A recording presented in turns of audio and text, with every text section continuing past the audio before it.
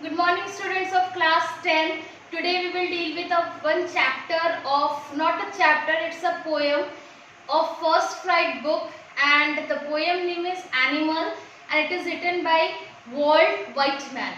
ठीक है, आज हम लोग एक चैप्टर डील करेंगे फर्स्ट फ्लाइट बुक की, जिसकी सॉरी अगेन मैंने चैप्टर बोला, इट्स नॉट चैप्टर, पोयम, जो कि एनिमल्स के बारे में है. नाउ मैं आपको स्टैंजा बाय स्टैंजा समझाऊंगी and I will request you all कि आप फिर से इसे गो थ्रू करें, and then if you have any type of query या डाउट्स तो मैं नेक्स्ट क्लास में अगेन इसको शॉर्ट आउट करने की कोशिश करूंगी. दैट मीन्स कि अगेन मैं समरी इसकी आपको नेक्स्ट क्लास में फिर से बताऊंगी. Now starting with the poem stanza 1. I think I could turn and live with animals. They are so pleased and self-contained. I stand and look at them long and long. Now what happened is stanza में क्या बोला गया? In this stanza the poem here desired to turn into an animal and live with them as he is impressed by their calmness and purity of their mind. इसमें क्या बताया गया है? जब पोएट है, he is desiring, desiring मतलब वो इच्छुक हो रहे हैं कि मैं एक एनिमल वर्ल्ड में जाऊं और उनके साथ रहूं, so that कि मैं उनके बारे में जान सकूं कि वो कैसे काम रहते हैं. काम मतलब धैर्य से, without any tension and purity, उनकी माइंड कितनी फ्रेश रहती है. Now unlike human, animals seem so contained with their life and are happy in their natural surroundings. Now human beings के साथ क्या प्रॉब्लम होता है? इंसान जो होते हैं they always have some type of queries, या उनके साथ कोई टेंशन होती है या कोई प्रॉब्लम होती है जो कि एनिमल्स के साथ नहीं होती. They are so calm and peaceful in their work. तो वो यही बोलना चाहते हैं कि किस तरह से एनिमल अपने सराउंडिंग में हैप्पी रहते हैं. मैं वो जो पोएट है वो अपने इस फीलिंग को उनके साथ शेयर करना चाहते थे. The simple life of animals help them maintain self-control and their rationality. That means जो लाइफ एनिमल्स की जो लाइफ है वो सेल्फ कंट्रोल होती है. That means उनके लाइफ को वो खुद कंट्रोल करते विदाउट एनीवन्स हेल्प. किस तरह से वो रहते हैं उस चीज को वो जान सके. He stands and look at them for a long time, and so poet जो है वो animals के सामने खड़े होकर उन्हें long time तक watch कर रहे हैं. In the phrase long and long implies a meaning is the longing that the poet feel for these two qualities. That means animals के qualities जो भी है उसको वो poet अपने पोएम के थ्रू डिस्क्राइब करना चाहते हैं और वो दिखाना चाहते हैं कि किस तरह से वो काम हार्टेड कैसे रहते हैं, वो जानने के इच्छुक पे है. अंडरस्टूड? दैट मीन्स कि फर्स्ट स्टैंजा यही डिस्क्राइब करता है कि एनिमल किस तरह से अपने सराउंडिंग में घुल मिल जाते हैं. Now coming to stanza number 2.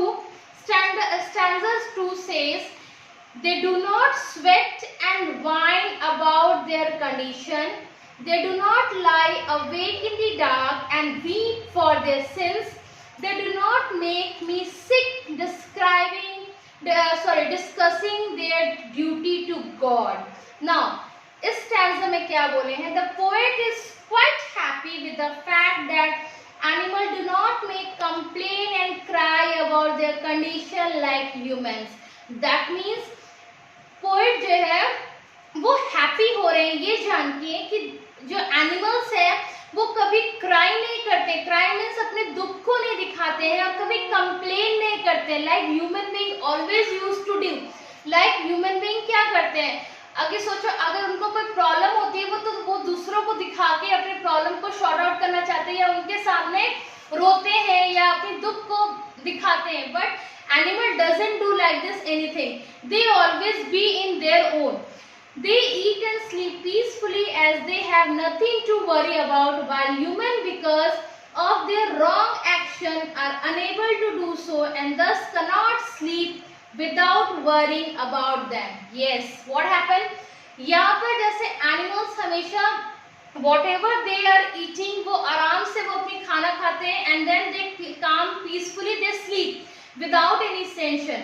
But what happens to human beings? Human beings always have queries and always have problem, and because of their wrong sins, मतलब wrong काम के कारण वो हमेशा अपने रॉन्ग एक्शन के कारण वो रात में सो नहीं पाते हैं, and they have to be in a worry mood.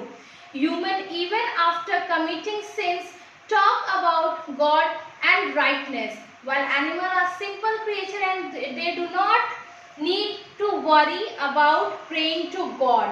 Now human beings what they do, whatever mistake they are making, उसके लिए वो फिर God के पास pray कर देते हैं कि मुझे इस एक्टिविटी से बचाओ, मुझे ऐसे निकालो, इस प्रॉब्लम से मुझे फ्री करो. दे गॉड को उस वक्त प्रे करते हैं.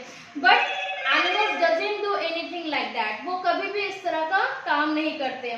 The poet here means that since animals are so pure, they do not pray to God for forgiveness. Understood? इसका क्या मतलब है?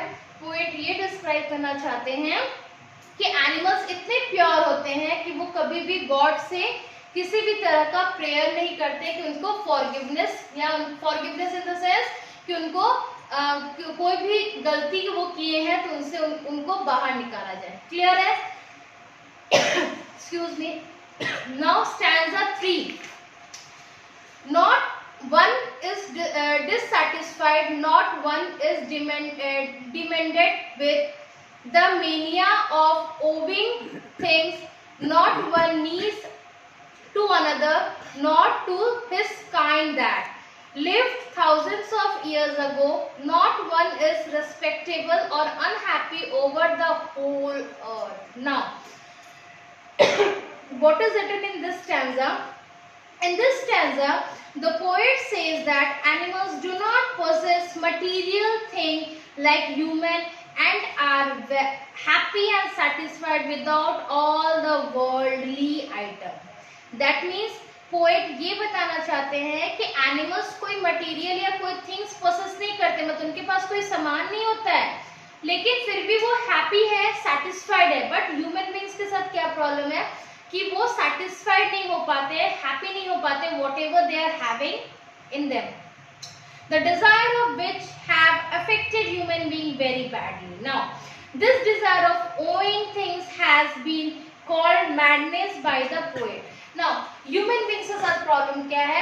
If they want anything, desire anything, वो उसको पाने के लिए पागलों की तरह करते हैं. Madness, they behave like a mad person. जो कि एनिमल्स कभी भी वो चीज डिजायर नहीं करते हैं. Animals are free from the habit of praying to their ancestors. Animals कभी भी अपने एंसेस्टर्स क्या होते हैं? पूर्वज. हमारे जो पूर्वजे हैं उनसे कभी वो प्रे नहीं करते कि मुझे ये चीज चाहिए, या उनसे ये कंप्लेन नहीं करते कि आपके कारण मैं इस लेवल पे नहीं हूँ, या ये नहीं हूँ, वो नहीं हूँ. They always be in themselves. When the poet says not one is respectable, he means that since all of them are equal, there is no question of respect to some and insult to other. इसका क्या मतलब है कि prayer, if we are not one is respectable, that means कि यहाँ पर animals life में all are equal, कोई छोटा या कोई बड़ा नहीं है. So there is no question to respect anyone. We can respect everyone. Understood? All these creatures of animal make them happy. यही उन्हें happy बनाता है. That means the animals always be in themselves and get respect in their own. They doesn't depend on any other. Now the last and foremost stanza of number 4. So they show their relations to me, and I accept them. They bring me token to myself. They eat, then plainly in their possession. I wonder where they go, where they get those tokens. Did I pass that way huge times ago and negligently drop them? Now see what happened. Last stanza क्या बोल रहा है यहाँ पे? In this stanza, the poet feels that animals represent human being in some way. Now आपको इस last stanza में पता चला कि जो poet है वो animal को human being के साथ compare कर रहा है. Now how? This means that animals seem to have भी डिजायर करता है जो ह्यूमन बीइंग के पास है, that is virtual like kindness, self containment and innocence. Virtual like kindness means kindness, दयालु होना, self containment, self confident, self develop होना, and innocence, झूठ नहीं बोलना। They symbolize the lost value of the human race. They always symbolize, ये हमेशा symbol है कि वो ह्यूमन बीइंग, जो ह्यूमन बीइंग है उनसे कितने अलग है। He believes that civilization has corrupted human being and instead of teaching values to them, it has taught them greed. Poet क्या कहते हैं कि ह्यूमन बीइंग्स को उनकी सिविलाइजेशन इन द मीन्स कि सराउंडिंग, जिस सराउंडिंग में वो है, किस तरह से वो रहते हैं, उसने उसे करप्ट किया। करप्ट मीन्स उसे खराब रास्ते पे ले गया है। इंस्टेड ऑफ टीचिंग, ना तो उन्हें टीच किया कि किस तरह से वो इस सिचुएशन से डील करे, so they are now becoming greedy. कौन ग्रीडी बन रहा है? Human being. ग्रीडी मीन्स लालची।